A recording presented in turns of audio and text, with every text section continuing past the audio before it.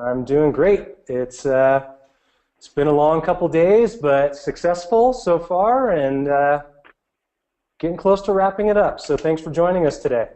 My pleasure. All right, so I'll give a not so brief introduction, but you can then roll into your presentation. Mike, I'll drop off, and I think the plan is that you talk for about 30 minutes or so, and people can drop their questions into the GoToWebinar question section, and I'll hop on towards the end. You let me know when you're done, and we'll field a couple questions. Okay.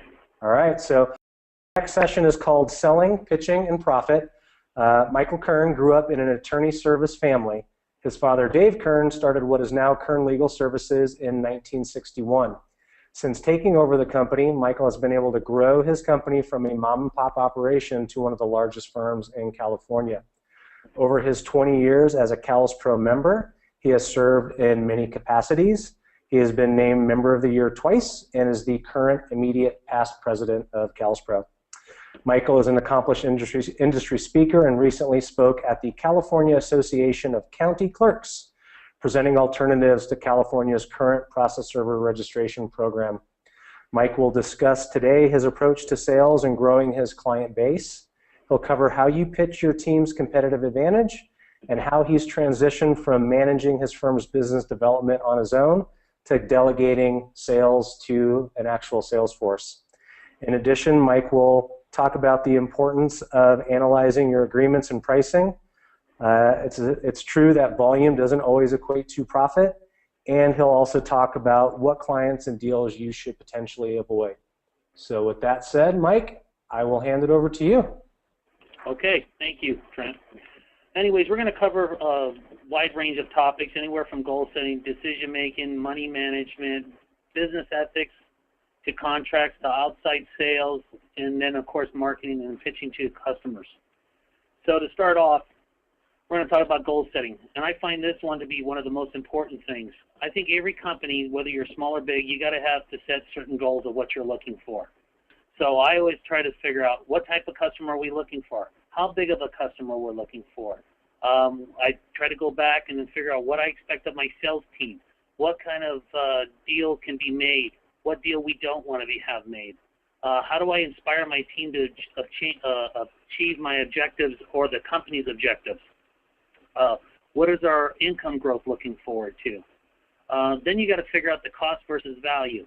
You'll have many different things where you'll be discussing, okay, a client will offer you that they want to do it for this price, but when you break it all down, you either made no profit or so little for a lot of work, it almost becomes not worth doing the contract at that point. So we try to figure out what the goals that we want to set forth and then try to apply them when we're going after certain contracts or clients.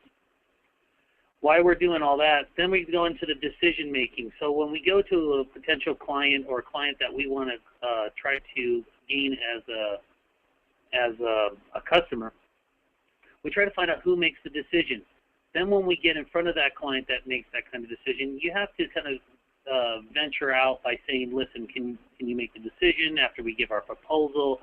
Sometimes we have slides. Sometimes we give them breakdowns. First, we put on a presentation that would be beneficial to the client of what they're looking for. We usually, when we go into a client, we know what kind of services that they provide, what kind of, if they're a collection, if they're just a sole practitioner, if they're a big construction defect firm. You want to find out what kind of business they offer. And then I go from there, and then I find out, before I tell them what all my services are, I discuss what is their needs, what are they looking for a service provider. So there's a lot of legal support companies across the country. We all pretty much do the same thing in general. But then there's a lot of us that do something a little bit more, or we offer additional services. So I try to find out from the client what they're really looking for from their service provider. I think that's key. And then after I find out what they're looking for, then I try to emphasize the particular positive aspects of my company and the services that we could provide to that customer and why we're of value over our competitor. And so after we go through, they go, okay, can you give us some examples? And then we'll go through some examples. Okay, for example, your client offers that they will do this, this, and that. And I say, okay, we do all that, but we automatically do this without any extra cost. We do these other 3 steps. or we offer this if you would like it. And then the client is usually quite impressed. So we go over the different aspects of what the client wants. And I notice a lot of people, they don't ask the client what they want. They just go in with the sales saying, hey, we do all these things. Why aren't you hiring us? Follow-up is very important as well. So I always make sure that our team always follows up with the client, sends out emails, phone calls, maybe make another appearance weeks down the line, depending on how long it takes the client to make a decision. But it's very important that you get in contact with the person that's in charge of the decision-making process, because sometimes you have an assistant, they're just taking a bunch of bids and quotes, and then you're spinning your wheels or wasting a lot of extra time that was unnecessary. Money management. What money management is very, very, very, very crucial in business, as I'm sure most of us all know.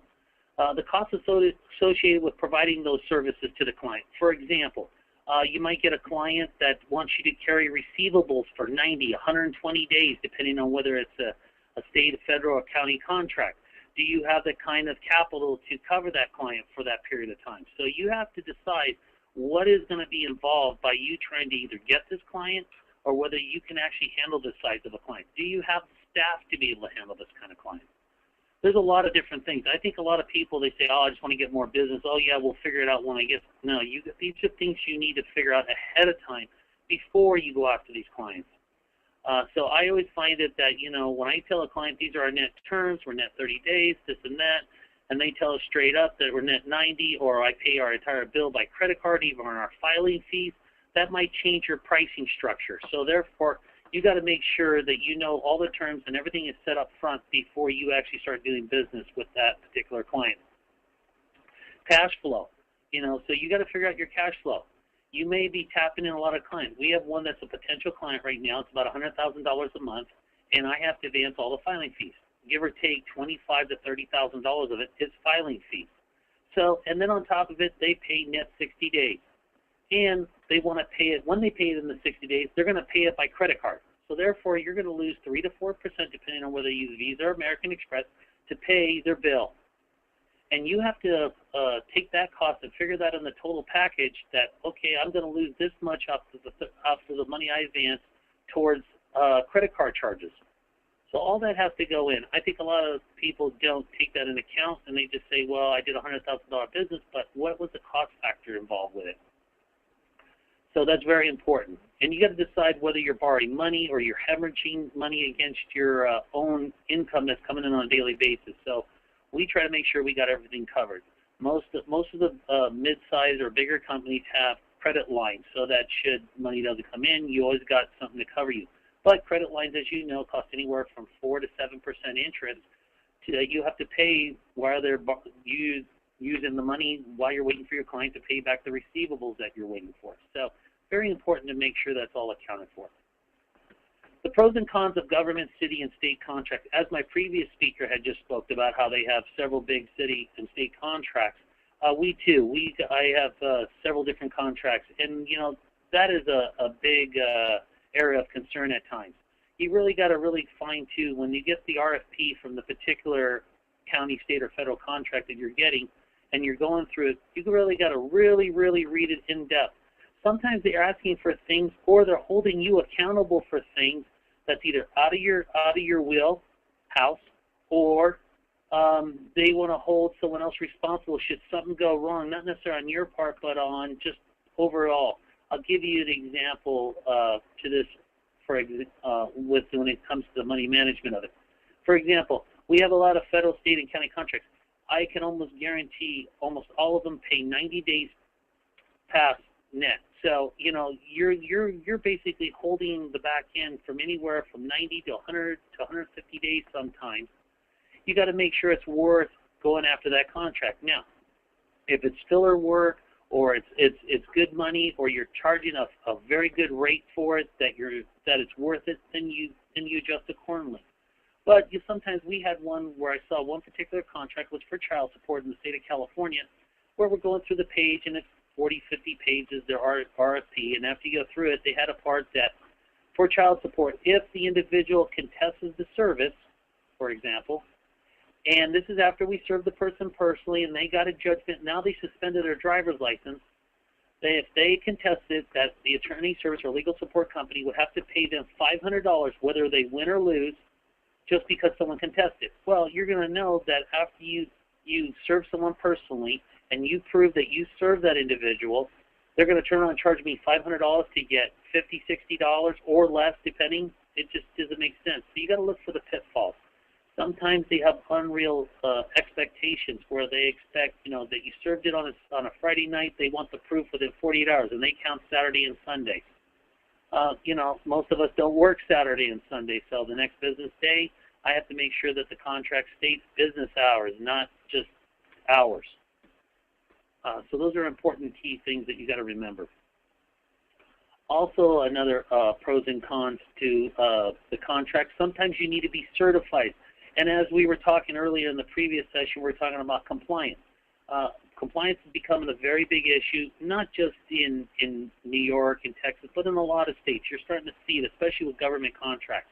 We have the USA as a client for particular. We have certain compliances we have to make sure. We have to make sure we're secure. We have to make sure our FTP in our site is secure, and that is not going to be able to be hit, or it's going to be damaged, or any of our data is going to get breached. So it's very important that you make sure that you can handle those kind of clients. I'm seeing more and more contracts that are more government-based, tougher and tougher versus a city or state contract.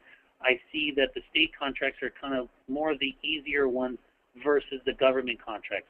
The government contracts are a lot harder, and they require a lot more compliance. So while we're doing it with the money management, and then a lot of these government agents, they want to make sure you have the cash flow to continue doing their work, whether they pay you in that 90 days or not. So that's another thing to consider. When you're also out in the field and you're trying to go after different clients and so forth, you got to try to pitch to these people your company benefits, your team experience, how long you've been in business, how long is your top management level people in business, how long have they worked for the company, how many years of experience they have in that particular trade or field that they're going to handle for you. Customer service is a top thing. You got to express that customer service comes first. Multiple offices. If you have multiple offices, you want to try to extend and let them know that no matter where you're at, you got it covered.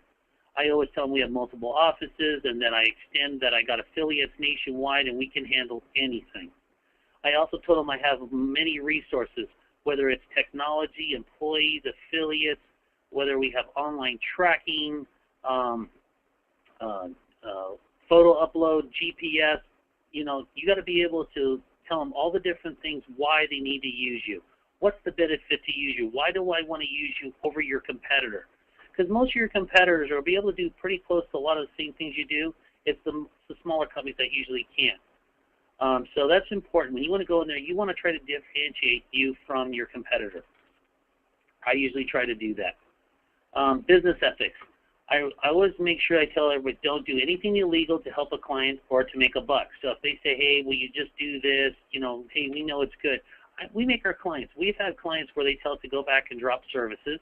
And I say, listen, I want it in writing. Do you have something to prove that the post office or the subject receives mail there? Something like that. Because, even if you drop a service and there's a problem and the opposition or the person that you serve files a lawsuit, you still have to defend it, and then you have to prove that the client made you go and do it. Always get everything in writing. I always tell that. But I always say, make sure you have your business ethics in check. I always make sure that I tell the sales team, never talk negative about another provider, no matter what their thought process is or what they feel about that particular provider, even if they worked for that provider at one time. I always try to tell people to take the high ground. You always want to say, well, I'm sorry that didn't work out for you. What was your issues with them? I've had a client recently that one of my competitors' clients called me, went and saw them, and the issue that they were having didn't have anything to do with the attorney service. It was a court issue.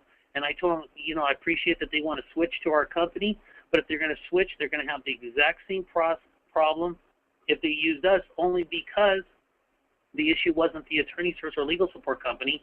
It happened to be the court and the way the court does things and the time frames that the court does it and the delays and the cutbacks. So you have to try to make sure you always communicate with your clients And while doing that, I always make sure that we just don't say anything negative about a competitor.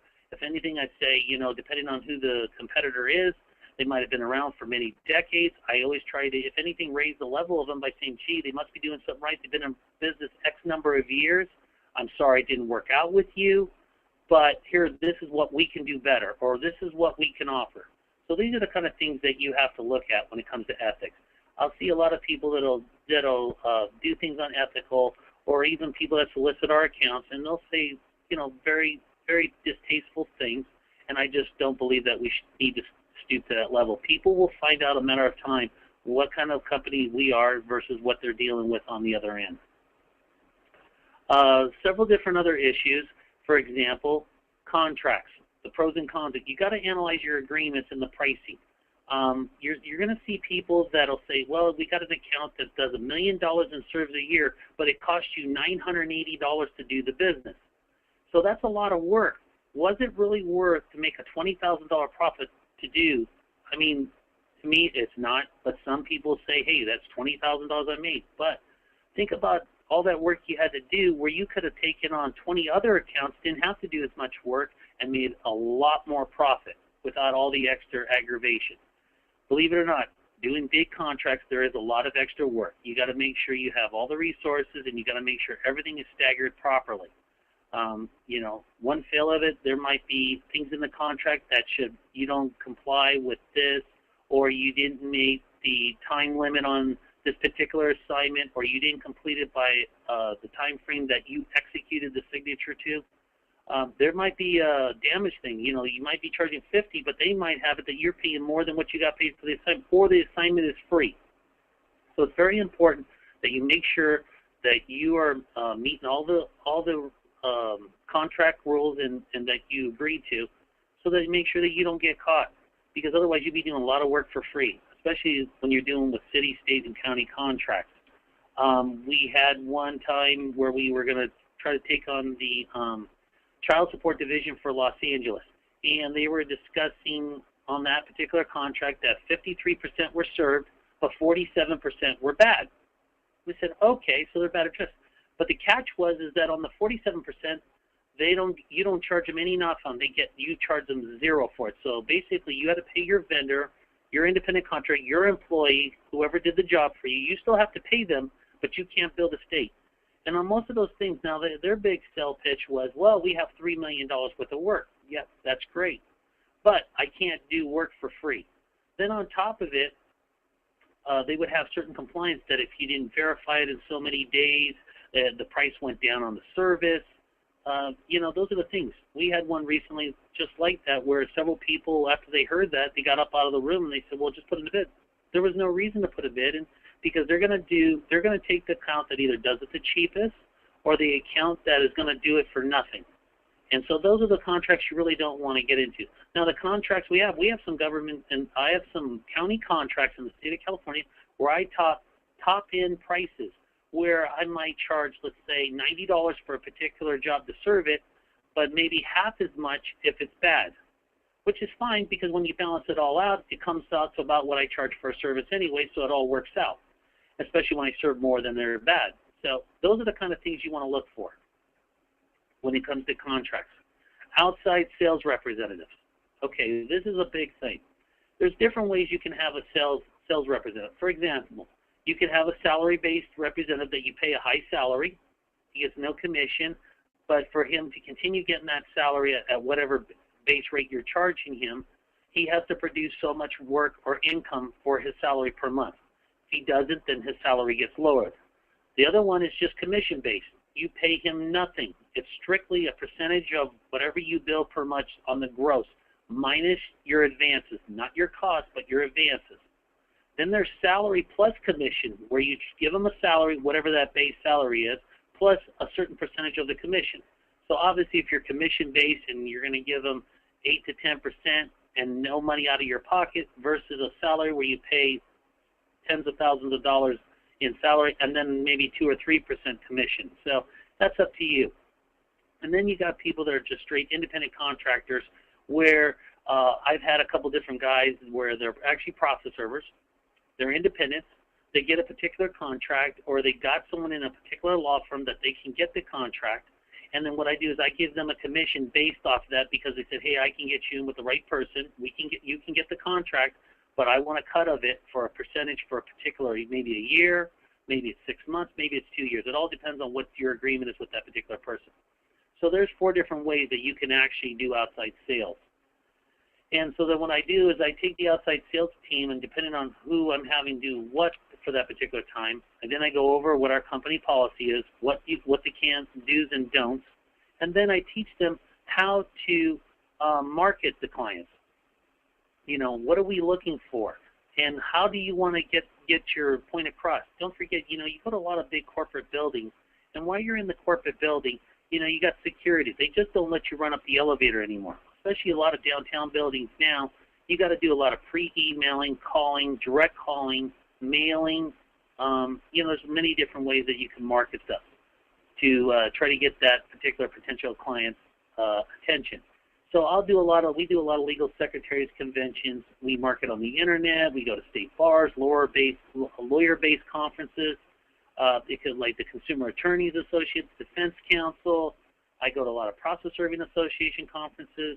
We do email marketing. We do direct mailing campaigns through Constant Contact, where we just keep loading up into our database. Word of mouth, by far, is one of the best values. I mean, if it doesn't cost you anything, you just have to do a good job, and someone recommends you. I always send some kind of special thank you, little gift, or just thank you for recommending us, for getting us a client, and it's been really great. I sometimes host a social event. It'd be nice, so you go to different things. Hey, let's hold a social event and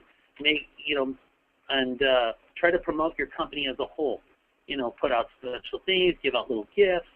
You know, those are the kind of things that people are going to remember. I was recently at a conference, and they made a big deal about cup holders, and people were just going gaga because it had some silly slogan on it. So what did everybody want? Everybody wanted the cup holder. I also try to attend when I'm marketing. I try to buy things that legal secretaries and attorneys are only going to use it so many times because it runs out of ink and so forth, even though pins are great.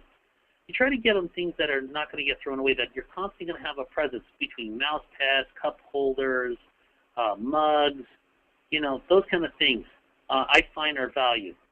So those are the things you want to try to, when you're marketing clients and you're delivering your materials and say, hey, by the way, take a free cup, take this, take that. The importance is you want to try to give them stuff that they're just not going to use it 1-2 times and then it's going to run out of ink, throw it in the trash. I try to get things where people are going to keep it for a long period of time. Candy jars with your logos on it. And then there's a way to market where you put on, hey, when this is empty, call us and we're going to come and refill it, even if they're not your client. Because guess what? I found out that several times after I did that, they end up being my client, all because of a candy jar. So it cost me a little candy. It's a lot cheaper than a lot of other marketing. So I had them designed with these nice clear jars with our logos all over it and all the services on one side, and says call us when it's empty, and it's worked out great. So that might be something you want to try in the future. The next step I would discuss is pitching to your customers. I'll tell you, this is the most important part that I find that I just dealt with on a daily basis. It says know your product and your services you're offering. And what I mean by that is I've had people that are trying to sell, and if a client comes up and asks us questions about it, you got to be able to answer the question. Let me get back to you. It means you don't know what you're talking about. You don't know your product. You should know your service, what you're selling, how it works, how do you micromanage it, how does your team handle it. You got to be able, if you're going to novice, the clients are going to throw things after you tell them, hey, I can do everything. They say, great. Well, then how do you handle process? Do we get notification? If the salesperson doesn't know what they're selling, they're not going to be very effective. So you want to make sure that the product that you offer, make sure whoever you're hiring to do sales or outside sales that knows your product, all the services you offer. Maybe they're happy with a particular, you offer 10 different services, but they're using 5 with another company, and they're happy with that company. I'll say, okay, but did you know that we offer these services? And they say, no. Well, you know what, I'm glad you're happy with your current service provider, but how about try us on these different products? These are products, are you using this? So, for example, we offer court reporting. A lot of attorney services don't offer that. So there, we'll try to market that way. And if you like our court reporting, maybe they'll use some of our other services. So we found that to be another effective tool. I've always believed in some is better than none. So if I get into an account and I can get into the door with one of my products, it usually leads to others. So always try to think outside on that by seeing what other kind of service you can offer that overall competitors are not offering, and then try to hone in on that particular item or service and try to be the very best at it. And then you end up offering services, and it's just like trying to expand your horizons. So we find that works out very good for us. Make sure your team has the tools and authority to make the decision. One thing I always notice, hey, listen, I only want to pay X dollars. Can we work a deal out with that? Well, I'll have to get back to you. You know, you have the person that can make the decision right then and there. You got to be able to know what your bottom break point is. We can't go any lower than X dollars, and this is as far as we can go based on these parameters. And then you have to decide, instead of trying to have the sales associate or representative out there trying to call you back and forth or making phone calls or emails, you got to be able to give them the tools, and that's one of the tools you have to have. He's got to be able to make the decision that, hey, we'll accept these terms and agreements in principle, and then you put out your contract and you go for it. You know, it's a little different when you have government and city and state contracts versus dealing with big law firms. You know, you make sure you put out an agreement. You say, this is what I'm in charge for rushes, due today, services, bad addresses, whatever the situation is, skip tracing, and you come to an agreement. So I give my sales team the tools to say, this is where our break is. This is as low as we can go. Otherwise, it's not profitable. And this is where we can take them. And these are the things we offer. I always make sure that I tell the salespeople, which is a key thing, be friendly and courteous to the client. Now, you think that would be a given when you're trying to sell, but not always. Sometimes people are a little rough, or sometimes the person you're selling to is rough. They automatically got a negative point that they're maybe switching from their current provider to you, for example. Then there may be friends over at the other legal support that have been with them 5 years, but whatever they did, the attorney has said it's time to switch. You want to make sure, hey, I'm sorry you're in a tough situation. I'm hoping we'll be able to hold up to the standards you're looking for. I never talk over a client. If they're speaking, I'm quiet. I wait till that they're done, and then I'll speak. I've seen it in several different things where I'll go to different get-togethers or someone's trying to sell, and someone's talking, and right in the middle of their talking, someone is turning around and going, oh, but, and they're interrupting. Never do that. Very important. Always never talk over the client. Always wait to speak. Be positive. And what I mean by be positive, I tell the client, I'm sure we can work an agreement out. We're looking forward to serving all your needs. I always tell them, you know, whether we can or not, depending on what they're looking for. Sometimes I make notes. Sometimes we say, hey, tell us the things you're looking for. We'll get back to you. Or if the decision can be right there, is this something that you just want us to put a proposal out? Is it a decision you want to make today? If we can come in principle right now, do you want to sign up and agree to the terms? You know, those are the kind of things you want to. But I always try to be positive that, hey, I think no matter what, we look forward. We can work an agreement with you today. Don't promise what you can't deliver. This is a key thing. I've seen saying, yeah, I can do this, this, this, this. They switch. Or I've had clients I've lost. So, hey, so-and-so said they're going to be able to do all this. They're going to be able to walk through every assignment in all the courts same day. Now, I've had that just recently where I had a client leave. They left me for 6 weeks, came back to us last week sometime. And that was one of the issues. The person promised them the heaven and the earth, and, you know, and they couldn't deliver it. So I kept my door open. I said, hey, I'm sorry to see you go. If it doesn't work out, I keep the door open. Please come back to us if we can work some kind of other agreement out for you. I'm sorry that you had to leave us. Most of the time when a client leaves, it's usually a price point. We, for example, are not the cheapest, but we're not the most successful. So I always keep us right in the middle. And that way I'm always stay competitive. So, you know, I'm going to give you a good analogy. When people want to say, well, you're $5 more at Serve, and this is something that works very well for the past 20-plus years for me. And they say, okay, why are you $5 more? I said, well, you can go to a particular place, a coffee shop, and you can buy a steak for $7.95. And they say, yes. And I said, well, then you can go to a high-end restaurant like whatever high-end steakhouse, let's say Ruth Chris, and the steak is $29.95.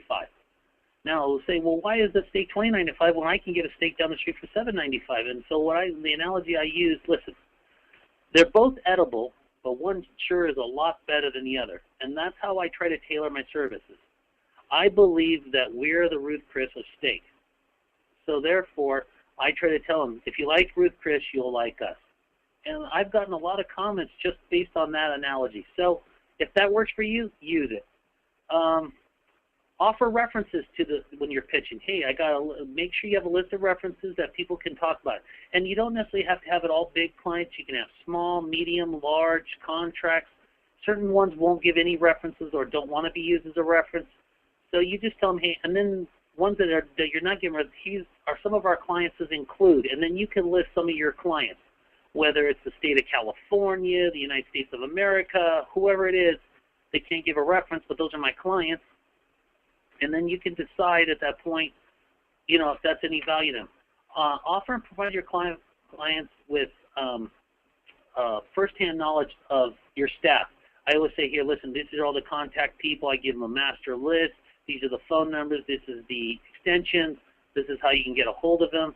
Offer your client to come and do a visit of your operations, like professional civil process. She was doing a demonstration show in our office. We've done that several times with our clients. Said, hey, why don't you set it up? We'll set up some lunch in our office. Come to our office, and we're going to give you a demonstration and show you all the different services we offer and how quality control works in the office, from the process department to the photocopy department to the billing department. Those are all things. They're showing that you are not running a business out of mailbox, etc. You're running a legit business, and you have a legit staff. So I've had that many times. I've had a couple big accounts come here and they take a tour of our office. They come and look at our operations. They ask some of our people questions. That could be beneficial to you. So those are things that you want to keep in mind. Another thing is, depending on the client, you can offer volume discounts. Now you can guarantee with a payment according to the terms of the discount. So for example, we have it that, okay, I will give you a 5% discount if you pay net 10 days from billing. Let's just say on these big, and it's usually contract work. It's not usually your regular affiliate or any of that stuff. But if they pay net 10 days, and some people take the value, they'll set it up. So, the thing is, you have to decide how much is it worth. Some are 3%, some are nothing. Some earn rewards where we'll say, okay, you did this much business, I send you a reward card, I'll send you a gift card. Those are things that all bring value. We had one particular contract that was quite large. It was a collection agency, and I said for every $10,000 you'll get X business card, gift cards.